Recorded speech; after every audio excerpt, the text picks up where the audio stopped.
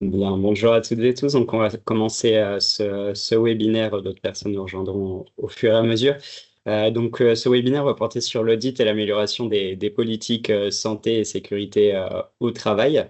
Je me présente, je m'appelle Nicolas Le Seigneur, je suis psychologue de travail, responsable de mission chez Sémaphore, et on intervient avec mon collègue Florian dans la prévention des risques professionnels, des risques psychosociaux et sur les enjeux de santé au travail auprès de clients publics et privés. Florian, je te laisse te présenter également.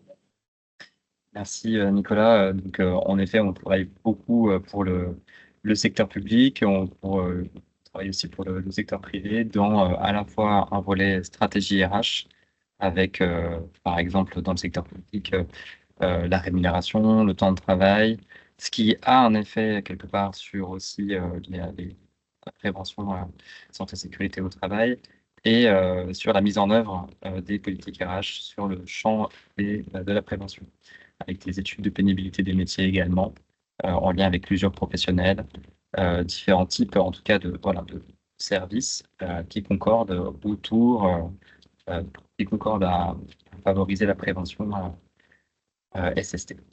Voilà, donc on va vous présenter pendant 1 heure avec un temps d'échange à la fin du webinaire, un temps d'échange sur notre présentation, notre expérience dans une collectivité d'un outil que Nicolas va vous. Tout à fait. Et on vous précise que le webinaire est enregistré pour que vous puissiez le consulter en replay, mais bien sûr, vos interventions seront anonymisées, notamment pendant ce temps d'échange. Donc, pourquoi on a décidé de vous présenter ce webinaire aujourd'hui?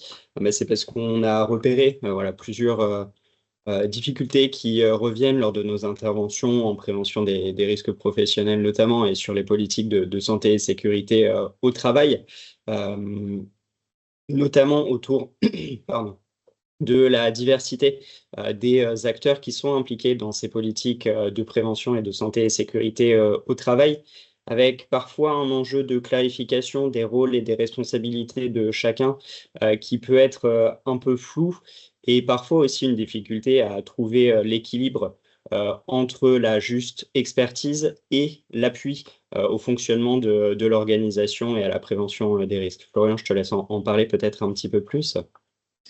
Oui, donc c'est des difficultés sur différents champs. Donc, en effet, la clarification des rôles et responsabilités, il y a aussi une forme de perception aussi de la prévention qui peut parfois, dans le dialogue entre direction générale et personnel professionnel de la prévention, avoir une perception technique de technicien et aussi parfois un potentiel, enfin, des interventions, des sujets qui sont potentiellement chronophages ou austères, comme le document unique qui font que parfois la direction générale n'a pas toujours les enjeux en tête, est parfois un peu réfractaire dans le fait de pouvoir approfondir ou creuser un peu ces sujets. Et par ailleurs, des agents techniciens de la prévention qui parfois peuvent percevoir la qualité de leur travail dans l'exhaustivité de l'évaluation, de l'évaluation des risques professionnels. Et le souhait d'aller très profondément dans l'évaluation, quitte parfois à être moins impliqué dans l'accompagnement. Et ça, c'est ce qu'on observe, alors pas tout le temps et pas tout le temps de manière tout à fait homogène partout, hein, avec des différences évidemment, mais c'est voilà, le côté technicien qui peut être orienté vers l'évaluation des risques professionnels. Et on observe aussi un point très important qui est une faible connaissance de la responsabilité juridique liée à la sécurité et à la protection des agents qui sont placés sous l'autorité de l'employeur et derrière représentés par l'ensemble de la chaîne hiérarchique. Et ça, c'est quelque chose qui est peu connu, peu en tout cas connu et pris en responsabilité. C'est pas forcément des sujets qui sont évoqués quand, par exemple, on rencontre des encadrants. Euh, et finalement, des grandes disparités aussi en fonction des types de métiers, avec souvent dans les métiers des routes, par exemple, dans les départements, dans les métiers de voirie, une sensibilité forte du fait d'accidents qui sont visibles et parfois un peu traumatiques. Et dans d'autres type de métier, cet élément qui est plus flou, moins partagé, de fait, hein, par le fait de la spécificité du métier. Mais voilà, donc une hétérogénéité dans la façon dont la prévention est prise à bras le corps, que ce soit par l'encadrement, mais aussi dans la culture de la prévention. Euh, on pourra en discuter d'ailleurs sur ce sujet à la fin de notre. Tout à fait. Et donc, avant d'en discuter ensemble, on a décidé de vous présenter un outil qui est un outil à la fois d'aide à l'élaboration des politiques de santé et sécurité au travail, aussi un outil pour se situer par rapport à d'autres et pour faire le point aussi sur le rôle de chacun, faire le point aussi sur les enjeux réglementaires et sur jusqu'où on peut aller dans une démarche proactive pour la prévention des risques professionnels. Cet outil, donc, c'est l'outil GPSST qui correspond à la grille de positionnement de la santé et de la sécurité au travail. C'est un outil donc, qui est proposé par l'INRS et qui vise plusieurs objectifs, comme je le disais déjà, de faire un diagnostic, mais de partager aussi ce diagnostic entre parties prenantes autour de la prévention, autour de différents thèmes en fait, et qui vont vous permettre de comparer la situation de votre organisation vis-à-vis d'autres organisations dans 7 différents domaines. Donc ces 7 domaines qui vont être au cœur de toute politique de prévention. On va évidemment retrouver l'évaluation, donc l'évaluation des risques professionnels, la construction de plans d'action de prévention de ces risques. Mais on va aussi s'intéresser donc à la conception du travail et de ses transformations, la question de la formation et du développement des compétences en matière de prévention des risques professionnels, de santé et sécurité. Évidemment, le suivi des accidents du travail et des maladies professionnelles, que ce soit à la fois leur identification, leur analyse, mais le suivi aussi de ces indicateurs. Mais c'est un outil aussi qui va venir vous aider à vous positionner en prévention primaire aussi, donc dans la conduite et la maîtrise des activités, qui va vous permettre aussi de prendre du recul sur l'aspect de gouvernance et de stratégie de la politique SST autour de la thématique donc du pilotage des politiques de prévention et du leadership en SST. Et enfin, le sujet de la communication et de l'implication des agents ou des salariés dans la politique de prévention. Et donc cet outil, comme je le disais, il va permettre de mener une démarche collective en impliquant en fait les différents acteurs de l'organisation pour faire le point, en fait, faire le point sur ce qui est fait aujourd'hui, sur le respect des demandes réglementaires, mais aussi sur les initiatives de chacun, sur parfois les doublons en termes de rôle quant à la prévention et de la bonne distinction en fait du périmètre de chacun en matière de santé sécurité. Est-ce que ce sont aux conseillers ou assistants de prévention d'intervenir sur l'élaboration du document unique? Est-ce qu'on peut aussi impliquer les agents et les managers dans cette élaboration? En fait, cet outil va vous permettre d'identifier un petit peu tout ça et jusqu'où vous allez à la fois, comme je disais, dans le déroulement de cette politique, dans son élaboration aussi, et vers une démarche proactive. Donc concrètement, l'outil, à quoi il va ressembler? En fait, c'est un outil qui est accessible donc, via une page de l'INRS. Je vous mets d'ailleurs, on vous mettra tout à l'heure le lien dans le chat. Mais donc cet outil, une fois que vous renseignez voilà, les informations sur votre organisation, il va vous permettre aussi d'identifier donc à quel moment vous réalisez l'évaluation pour avoir un suivi annuel, voire biannuel de l'évaluation. Et ensuite, pour chacune des thématiques que je vous ai présentées juste avant, en fait, il va vous demander de vous situer sur diverses sous-thématiques. Par exemple, ici, vous avez donc la thématique du suivi des ATMP. Et donc, on a la sous-thématique des déclarations et des analyses des ATMP qui est affichée. Mais on va aussi s'intéresser aux actions correctives et aux plans d'action, aux indicateurs d'ATMP. Et pour les autres thématiques, quand on va parler, par exemple, des activités, on va parler de définition et de coordination du travail. On va parler d'adaptation des équipements et des matériels. On va parler de l'organisation et des espaces de travail, de la gestion de la maintenance, des vérifications périodiques. Donc voilà, pour chacune des thématiques, l'outil va vous demander de vous situer à la fois en fonction des éléments les plus basiques, je me permettrais de dire, et réglementaires. Par exemple, ici, le fait que les accidents du travail sont bien déclarés.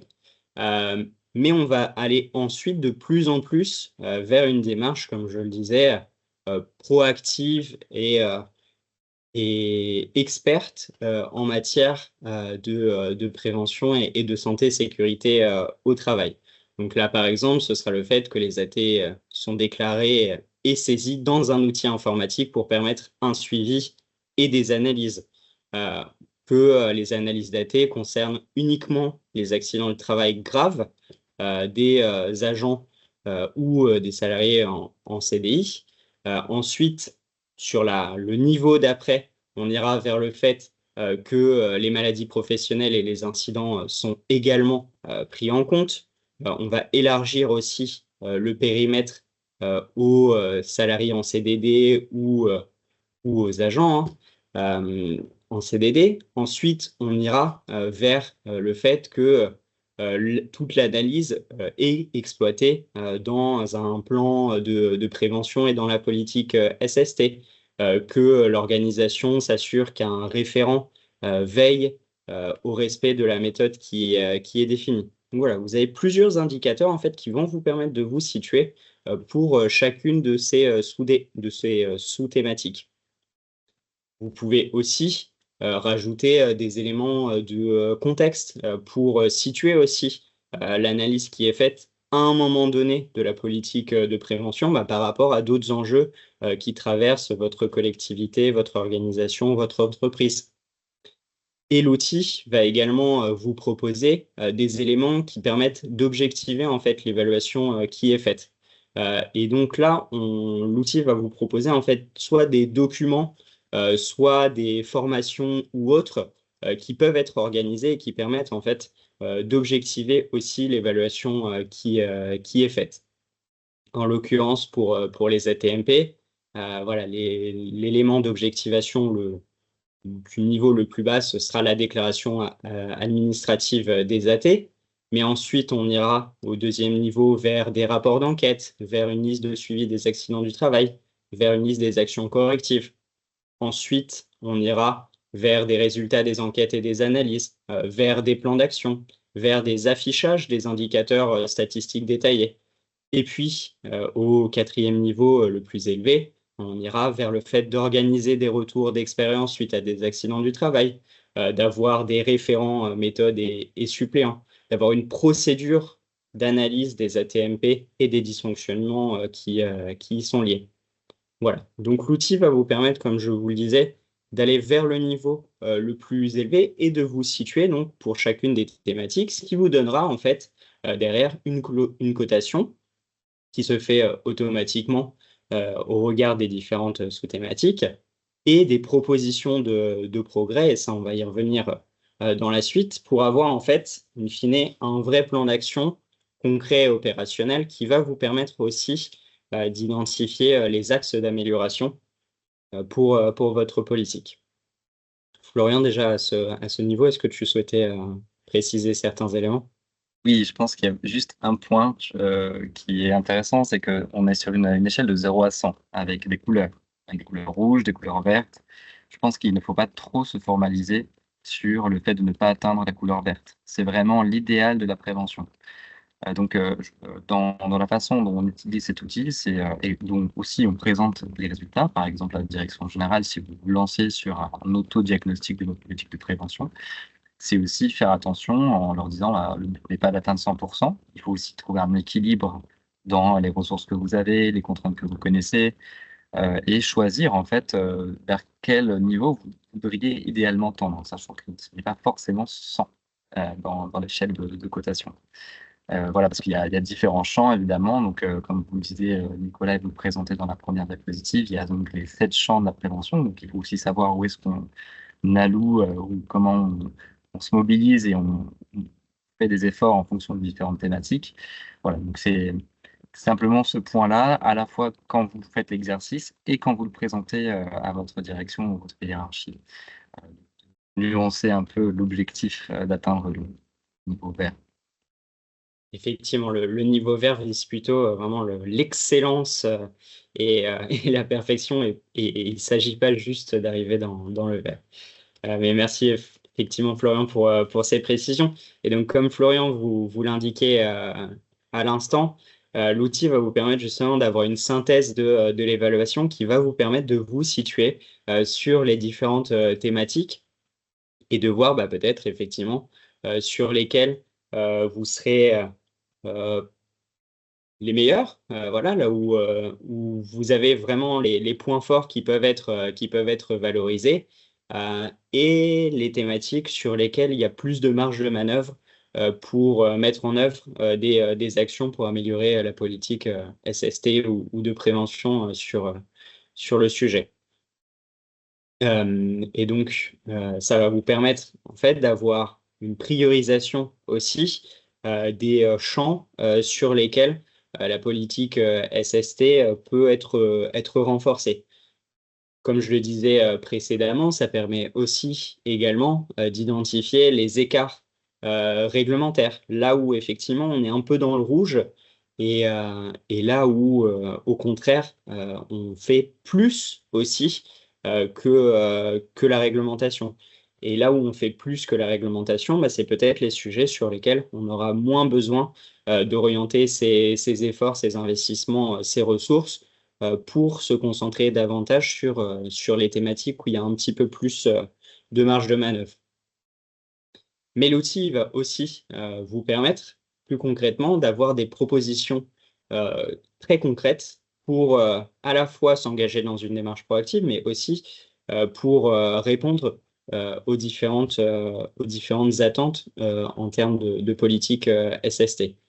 Là, en l'occurrence, voilà, vous allez pouvoir identifier aussi des axes sur lesquels vous améliorez par rapport à la fois aux éléments d'objectivation qui vous donnent les attendus réglementaires ou des modalités concrètes pour déployer votre politique SST, et par rapport aussi aux axes que vous avez identifiés comme étant prioritaires.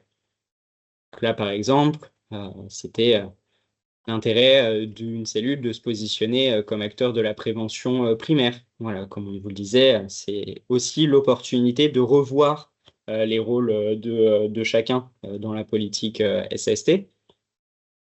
Une autre proposition de poursuivre l'élaboration des DERP à toutes les échelles en insistant sur l'opérationnalité du plan d'action.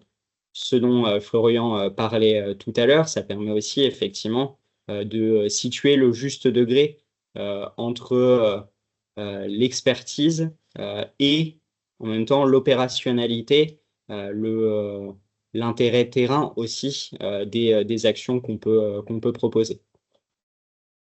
Et donc, la conclusion un petit peu de cet outil, avant de vous présenter un retour d'expérience au sein d'un conseil départemental, c'est que cet outil, vraiment, il ne faut pas le voir effectivement comme un outil figé où on va se dire, bon, là, on n'est pas bon sur ces thématiques-là, on est bon sur ces thématiques-là, et puis voilà, on n'en fait rien. Ou de s'auto-flageller en se disant, voilà, sur ces thématiques-là, on n'est vraiment pas bon, il n'y a rien à faire. Non, au contraire, l'outil, ce n'est pas une finalité en soi, hein. C'est vraiment un appui pour améliorer sa politique SST, pour identifier effectivement les axes d'amélioration et pour le suivre au fur et à mesure de l'année, des années, puisque comme je vous le disais en introduction de la présentation de l'outil, on peut effectivement faire une évaluation à un moment donné et l'outil va tout garder en mémoire et on va pouvoir refaire une évaluation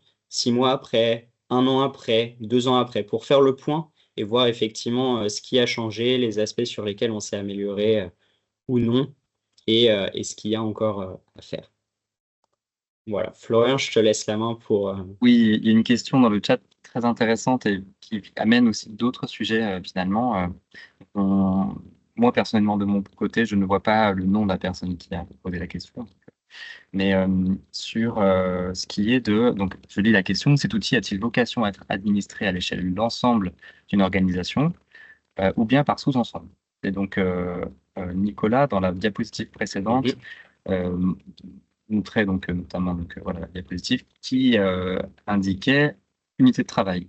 Et nous, on avait mis tout, parce que dans notre intervention, on avait pour objectif d'auditer vraiment la politique de prévention à l'échelle de l'ensemble de la collectivité, en ayant des directions, un panel de directions, mais qui n'était pas l'ensemble des directions. Dans votre utilisation du guide, de l'outil, en fonction aussi de l'ampleur que vous voulez lui donner, vous pouvez choisir de construire autant, disons, de pages ou de volets de l'outil GPSST en fonction des unités de travail que vous voulez.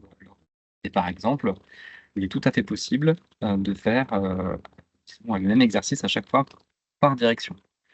Toutefois, j'imagine qu'il faut pouvoir ensuite le déployer, soit via vos conseillers de prévention, ce qui est quand même un travail assez important d'un point de vue déploiement de l'outil, soit via vos assistants, enfin, et avec vos assistants de prévention.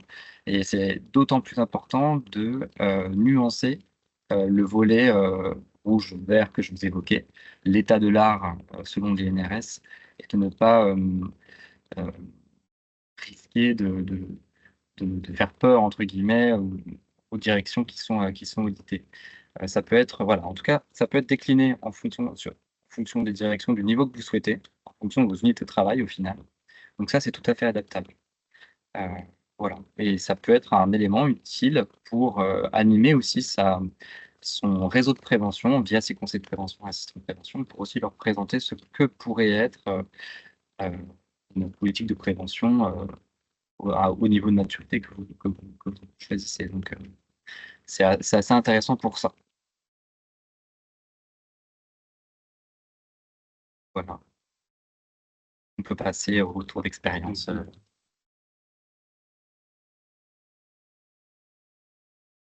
Alors, on a donc déployé cet outil dans un audit de la politique de prévention de santé et sécurité dans le département. On parle d'audit parce que, vous le voyez, on a bien cette fois-ci un référentiel de qualité. Parfois, le terme audit est un abus de langage. Ici, c'est tout à fait un audit parce que nous pouvons recenser la documentation et croiser avec le référentiel de qualité sur ce que nous avons et sur ce que le département a produit et le référentiel de l'INRS. Donc, pourquoi le département nous a appelés? Ça, je pense que c'est un point important préalable à partager. Le département venait de perdre un procès en lien avec un des éléments de sa politique de prévention face à une fédération de syndicats de sa collectivité. Ce qui a permis de réaliser à la direction générale l'importance de pouvoir comprendre où sont ces risques par rapport à la politique de prévention. Et c'est cet objectif-là d'audit de politique de prévention que cherchait à atteindre la direction générale en essayant de stabiliser, de maîtriser les risques auxquels ils font face. Il y avait ensuite, donc en plus finalement de ce procès que le département a perdu, régulièrement dans les instances de dialogue social, une difficulté liée à des syndicats qui ne comprenaient pas que les sujets de prévention n'avançaient pas et donc se posaient des questions sur l'efficacité de la politique de prévention au sein de la collectivité. C'était en partie dû donc ça, on a pu le voir au fur et à mesure de notre intervention, a une structure aussi organisationnelle qui ne facilitait pas la coordination entre les différentes entités de la prévention, avec un service de prévention qui était détaché de la DRH dans une autre DGA, ce qui pouvait parfois poser des problèmes avec un historique voilà, dans les acteurs, entre les acteurs, donc un volet vraiment organisationnel qui posait des difficultés jusque dans les instances de dialogue social en CSST, en F3VCT, et ce qui voilà, pouvait interroger et agacer la direction générale. Donc, d'un point de vue de méthode de notre intervention, nous, au sein du conseil départemental, nous avons procédé à un grand nombre d'entretiens individuels pour essayer de recenser justement ce qui était fait par rapport au référentiel de l'INRS. Donc, c'était des temps individuels, puis des temps collectifs où nous avons organisé, disons, des possibilités au regard de notre jugement des résultats de notre audit, un propos contradictoire des différentes entités de la prévention. Ce que nous recommandons, c'est certes de pouvoir voilà, faire des observations de terrain ou en tout cas aller voir si il existe tel ou tel affichage, mais aussi organiser des temps collectifs réguliers avec les différents acteurs pour qu'ils puissent parler, profiter de votre audit pour aussi organiser les prises de conscience sur tel ou tel sujet. Avoir un volet quand même collectif à travers l'utilisation de cet outil. C'est aussi utile quand vous investiguez les points donc dans l'outil, il y a un élément qui s'appelle élément d'objectivation, qui recense l'ensemble de la documentation que vous devez avoir sur les 7 champs que vous présentez, Nicolas, au début. Vous recensez la documentation pour savoir si elle existe ou pas, si vous êtes à tel ou tel niveau de maturité de votre politique de prévention. De notre point de vue, c'était aussi important de creuser aussi, d'interroger différents acteurs sur la connaissance et l'accessibilité de ces documents.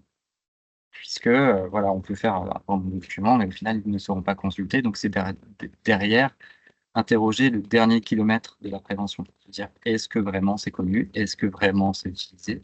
Et notamment via le fait d'interroger les assistants de prévention sur leur connaissance de tel ou tel outil, ce qui permet aussi de fluidifier l'accessibilité auprès des différentes directions qu'ils représentent. Donc ça, c'est vraiment sur le volet méthode. Et il y avait un point qui était assez intéressant que je voudrais aussi souligner ici pour les plus grosses structures qui en ont un en interne, c'est le rôle de l'ACFI. Donc pour les collectivités territoriales, c'est donc l'inspecteur, enfin disons l'agent en charge des inspections de santé et sécurité au travail et qui va donc faire des contrôles soit organisés et planifiés, soit inopinés, auprès des différentes directions pour aussi creuser et comprendre s'il y a les différents éléments réglementaires présents dans les différentes directions et aussi faire une observation de terrain, contrôler s'il y a une avancée des actions modulaires, etc. L'ACFI a, dans la représentation, en tout cas dans ce conseil départemental, ce rôle de contrôle et derrière peut faire des rappels à l'ordre et sensibiliser aussi les différents acteurs sur l'importance de la prévention. Et dans le cadre de notre audit de la politique de prévention, nous l'avons associé pour aussi qu'ils puissent conseiller, ce qui n'est pas forcément réglementaire, ce qui n'est pas forcément l'attente minimale pour chaque direction, mais le pas d'après en fait que les directions peuvent faire dans leur niveau de maturité de politique de prévention. Et ça pouvait contribuer quand vous faites votre audit de la politique de prévention, en associant l'ACFI à aussi tirer les différentes directions dans leur politique de prévention vers le haut. Et ça, c'était intéressant et c'était quelque chose d'assez utile lors de notre intervention. Pour le département en question, ce que nous avons observé, donc sur les points de diagnostic, disons, il y avait plusieurs points forts, notamment une entité qui faisait de la prévention sans vraiment que ce soit estampillé comme tel. Et là, je pense aux cellules de conseil interne des différentes organisations, donc ici un conseil départemental, qui travail, qui ont dans leur champ d'intervention l'organisation du travail, qui est un des volets de prévention possible, de prévention primaire, mais qui n'est pas estampillé comme tel. Et ça, c'est intéressant aussi de le valoriser comme étant un des acteurs possibles de la prévention. Donc, prévention physique, mais aussi prévention des risques psychosociaux, et de le valoriser comme un acteur possible de la prévention, y compris dans l'accompagnement des mesures qui sont prises dans le document unique. Et ça, c'est quelque chose qui était existant au sein de la collectivité, qui contribuait aussi, mais qui n'était pas estampillé comme tel et perçu comme tel par les acteurs du département, et donc pas forcément sollicité spécifiquement sur la prévention en tant que telle. Il le faisait, entre guillemets, sans vraiment le définir, en fait. Voilà. Mais c'était un point fort parce qu'ils contribuaient évidemment à la prévention via leurs interventions.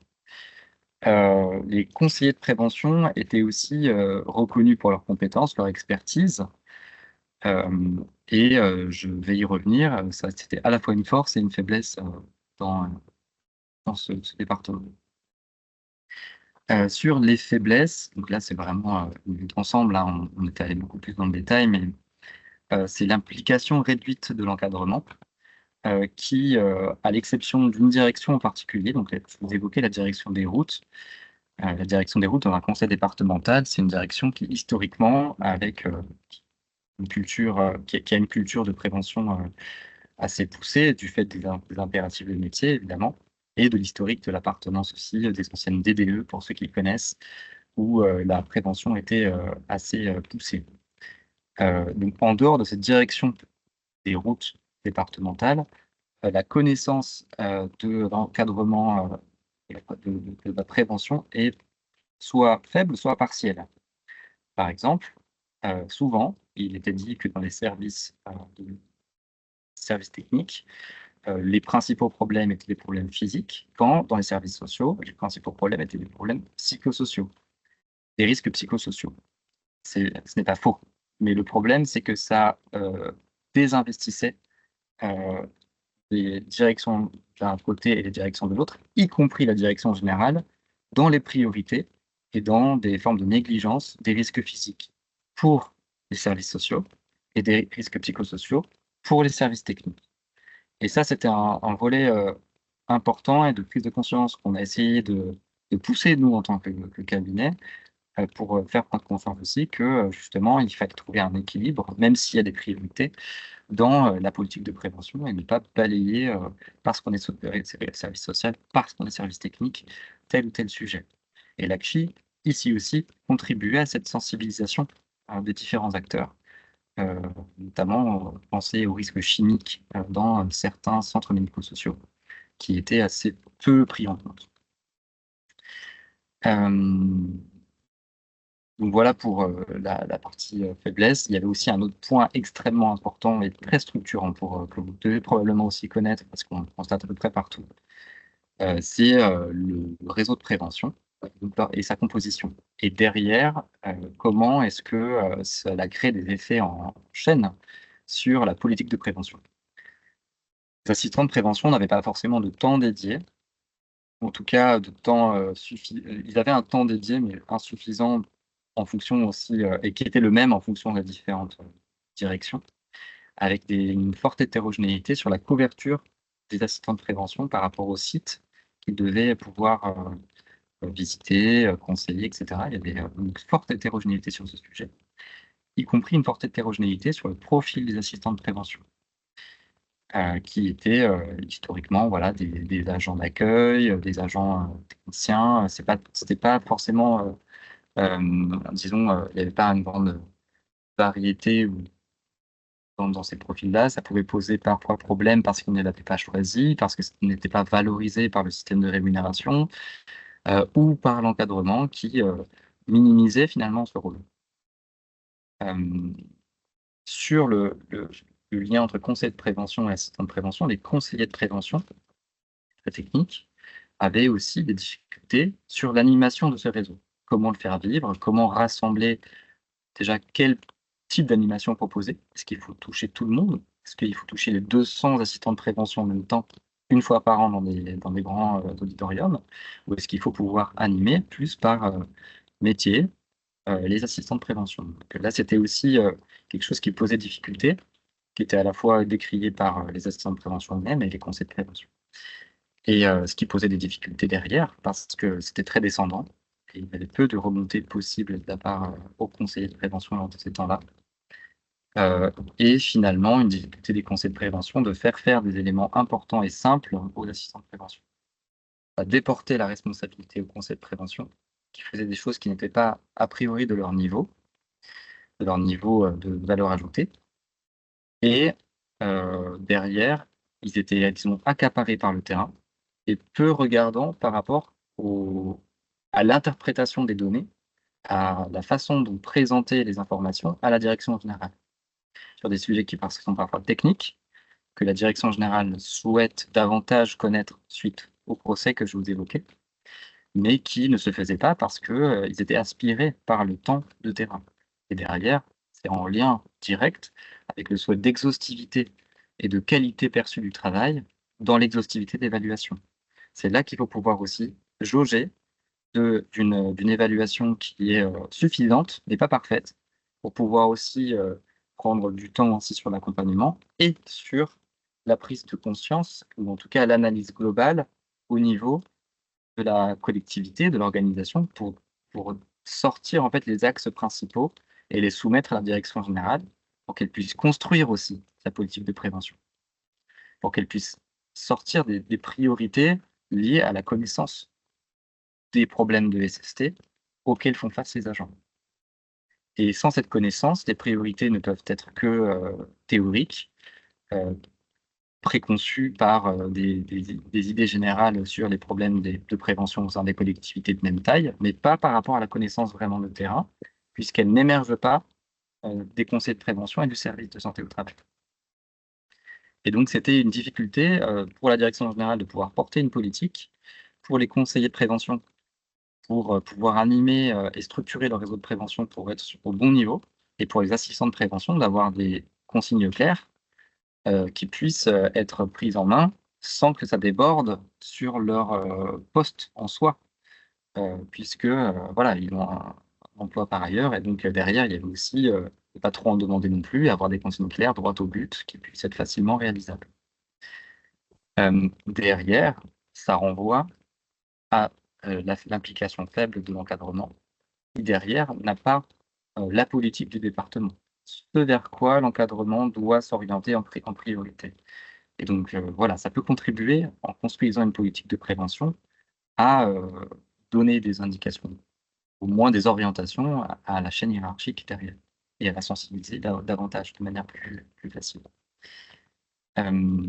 Voilà, donc ça, c'est vraiment sur les liens qu'on a perçus dans ce département, sur les différentes analyses qui se recoupent en fait et qui font sens ensemble. Donc, on a proposé ensuite un plan d'action avec que nous avons on s'était inspiré du plan régional de prévention de santé au travail de la région de ce département. Très intéressant, très bien construit. Donc, je vous invite à aussi regarder le plan national de prévention. Là, c'est pour la fonction publique. Et en soi, c'est un plan national qui peut être tout à fait, si jamais il y a des acteurs du secteur privé ici, tout à fait transposable au secteur privé. C'est très bien construit, ça peut être inspirant pour construire sa politique de prévention et la proposer à la direction générale aussi. Donc, le plan national de prévention des risques professionnels dans la fonction publique. On s'est inspiré de ça pour construire le plan d'action adapté au département en 6 points. Donc, d'abord, améliorer la connaissance de la santé et sécurité au travail. Voilà. Proposer des actions qui sont en lien avec les difficultés qu'on constate. Pas juste lancer des préventions contre le cancer parce que c'est un problème de société. Enfin, de société. Un problème de santé publique. Prioriser aussi au sein de la collectivité, favoriser la priorisation des différents voilà, pour l'encadrement, parce que ça rejoint donc la politique de prévention. Derrière, est-ce que c'est les RPS, est-ce que c'est l'absentéisme, est-ce que c'est le TMS? Derrière, finalement, les choix de la direction générale de recruter un ergonome laissaient penser aussi que les TMS étaient une priorité, et ce n'était pas formulé comme tel. Mais voilà. D'un point de vue aussi opérationnalité, ça rejoint le souhait, le désir de faire de l'exhaustif, mais le DUERP pouvait être relativement limité à partir du moment où il était trop exhaustif. Et notamment, je retiens juste un point, je pense vraiment que c'est important. Un DGA prenait le soin de relire chacun des DUERP. Déjà par respect, et c'est comme ça qu'il avait formulé, par respect pour le travail des conseils de prévention. Ce qu'il avait retenu de sa lecture, c'était attaque de goéland, parce que c'est un département maritime, attaque de goéland des agents. Voilà. Et donc, il avait retenu ce point-là qu'il avait vu dans un document unique et il disait, regardez, c'est tellement exhaustif, je n'arrive pas à déceler les priorités, moi, DGA, à la relecture du document unique. Donc, il y a à ce volet à la fois opérationnel où il ne faut pas faire de la dentelle, car ça, ce n'est pas, c'est un niveau, c'est de la surqualité, même si je n'aime pas ce terme. Et à la fois pouvoir apporter une visibilité aussi un peu large à un DGA qui relie son document unique.